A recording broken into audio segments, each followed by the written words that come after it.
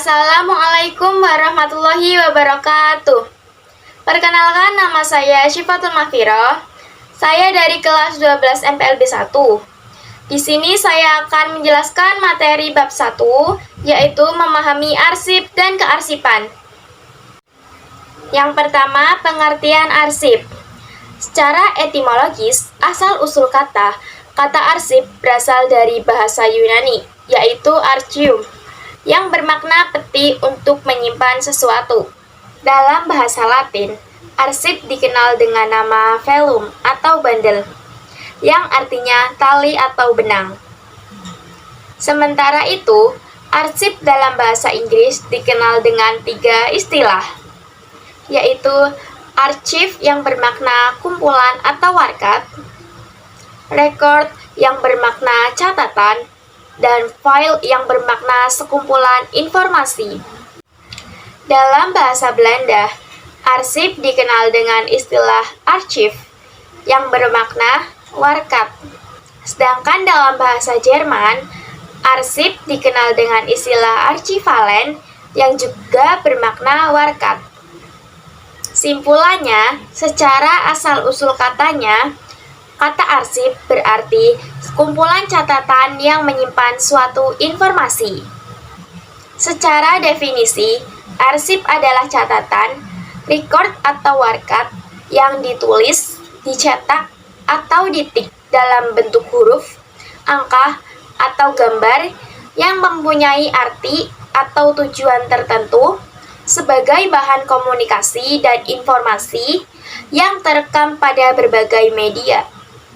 Nah, menurut para ahli Delianci, arsip adalah suatu kumpulan warkat yang disimpan secara sistematis karena mempunyai suatu kegunaan agar setiap kali diperlukan, arsip tersebut dengan cepat ditemukan kembali. Ada beberapa contoh benda-benda yang dapat digolongkan sebagai arsip. Yang pertama ada surat, kedua telegram, ketiga faktur, keempat memo, kelima laporan, keenam kartu, ketujuh formulir, kedelapan daftar, kesembilan gambar, kesepuluh peta, ke-11 flashdisk atau memory card, ke-12 hasil faksmil, ke-13 grafik, ke-14 kwitansi, ke-15 disket. Berdasarkan contoh-contoh tersebut, dapat dikatakan bahwa pada dasarnya arsip merupakan bagian dari dokumen. Yang kedua, pengertian kearsipan.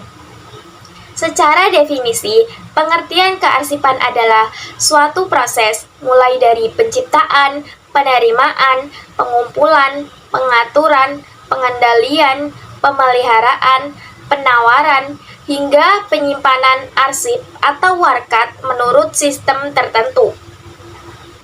Kearsipan merupakan kegiatan untuk menyelamatkan arsip yang berisi informasi penting dan menjadi bukti pertanggungjawaban yang autentik baik dari fisik maupun isi.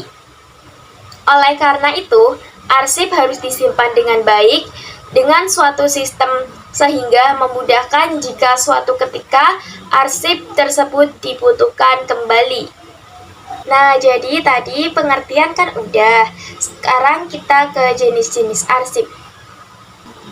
Arsip dapat digolongkan ke dalam berbagai kategori, yaitu berdasarkan bentuk fisik, berdasarkan isi masalah, berdasarkan kepemilikan, berdasarkan sifat, dan berdasarkan fungsi.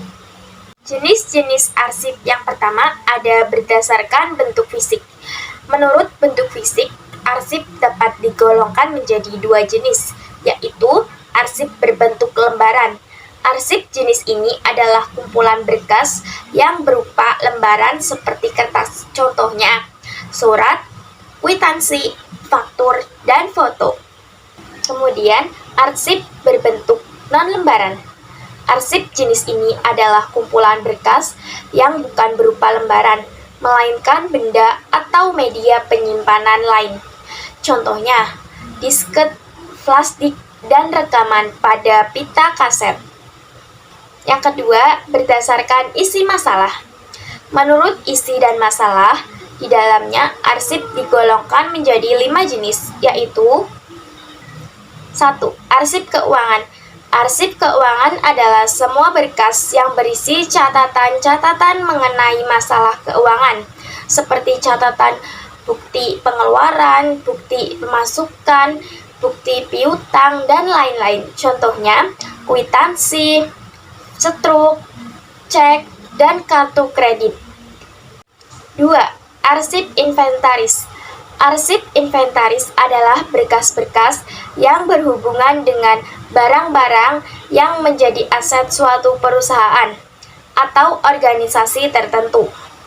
Contohnya, catatan mengenai jumlah, ukuran, dan harga barang yang menjadi aset perusahaan atau organisasi. 3. Arsip personal.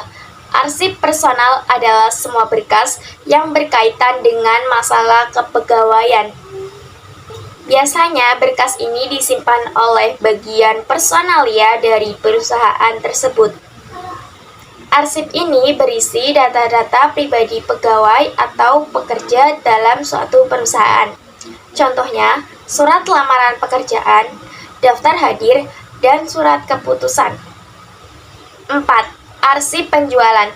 Arsip penjualan adalah semua bentuk arsip yang berhubungan dengan masalah penjualan dari produk, baik berupa barang maupun jasa yang dihasilkan oleh perusahaan tersebut.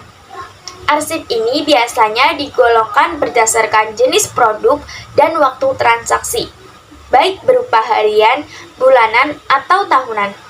Contohnya, data penjualan, daftar nama agen, dan distributor. 5. Arsip produksi. Arsip produksi adalah semua catatan dalam bentuk apapun yang berkaitan dengan masalah produksi suatu perusahaan atau organisasi mengenai logistik atau bahan baku. Contohnya, arsip mengenai jenis bahan baku, jenis alat atau mesin yang digunakan, serta jenis dari kualitas barang, baik barang yang menjadi faktor produksi maupun barang hasil produksi. Selanjutnya, ketiga, ada berdasarkan kepemilikan. Menurut hak kepemilikan, arsip digolongkan menjadi 2 jenis, yaitu yang pertama, arsip milik lembaga pemerintahan. Nah, arsip milik lembaga pemerintahan ini digolongkan atau dibagi lagi menjadi 2 jenis, yaitu arsip pemerintahan tingkat nasional. Arsip pemerintahan tingkat nasional adalah arsip negara yang berisikan informasi mengenai keseluruhan aspek penyelenggaraan suatu negara. Yang kedua, arsip pemerintahan tingkat daerah. Arsip pemerintahan tingkat daerah adalah arsip negara yang tersimpan di berbagai tingkatan daerah, seperti ibu kota provinsi, kabupaten, kota madya, hingga kecamatan dan kelurahan. Jenis arsip ini memiliki ruang lingkup yang terbatas, yaitu hanya berisikan informasi mengenai daerah yang bersangkutan. Yang kedua, arsip milik instansi pemerintah dan swasta. Arsip yang dimiliki oleh instansi pemerintah dan swasta ini terdiri atas 2 jenis, yaitu yang pertama, arsip primer dan sekunder. Arsip primer merupakan arsip awal atau asli, serta bukan merupakan arsip salinan. Sementara itu, arsip sekunder merupakan arsip yang berupa salinan. Yang kedua, arsip sentral dan arsip unit. Arsip sentral ini merupakan arsip yang disimpan terpusat pada suatu tempat, misalnya arsip pemerintahan tingkat nasional. Sementara itu, arsip unit merupakan arsip yang penyimpanannya tersebar pada setiap bagian organisasi. Misalnya, laporan keuangan suatu unit usaha atau arsip data kepegawaian. 4. Berdasarkan sifat. Berdasarkan sifat ini dibagi menjadi 5 jenis. Yang pertama, arsip biasa. Arsip biasa adalah arsip yang semula penting menjadi tidak penting. Yang kedua, arsip penting. Arsip jenis ini adalah isinya mengenai masa depan dan masa lalu. Yang ketiga, arsip tidak penting. Arsip ini isinya mengenai kegunaan informasi. Yang keempat, arsip sangat penting. Arsip ini adalah arsip yang dijadikan alat untuk pengingat selama-lamanya. Yang kelima, arsip rahasia, yang isinya hanya diketahui oleh orang-orang tertentu. 5. Berdasarkan fungsi.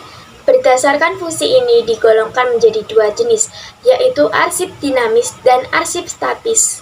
Tadi jenis-jenis kan udah, yuk kita lanjut ke fungsi dan tujuan arsip. Yang pertama, sebagai alat pengingat dalam sebuah organisasi, karena di dalamnya terdapat kegiatan-kegiatan yang sudah pernah dilaksanakan. Yang kedua, sebagai alat bukti yang autentik. Autentik merupakan salah satu syarat untuk arsip. Yang ketiga, sebagai bahan perencanaan dan pengambilan keputusan. Ketika perusahaan mengalami masalah, langkah yang pertama adalah mengecek arsip. Yang keempat, sebagai barometer kemajuan organisasi. Yang kelima, membantu kelancaran organisasi. Dengan adanya arsip, kegiatan yang dilaksanakan akan berjalan dengan baik. Yang keenam, sebagai bahan dokumentasi. Pengelolaan arsip yang baik memudahkan pencarian, menjaga keamanan, dan meningkatkan efisiensi kerja. Memahami konsep arsip dan kearsipan menjadi salah satu bekal yang penting untuk kita di masa depan.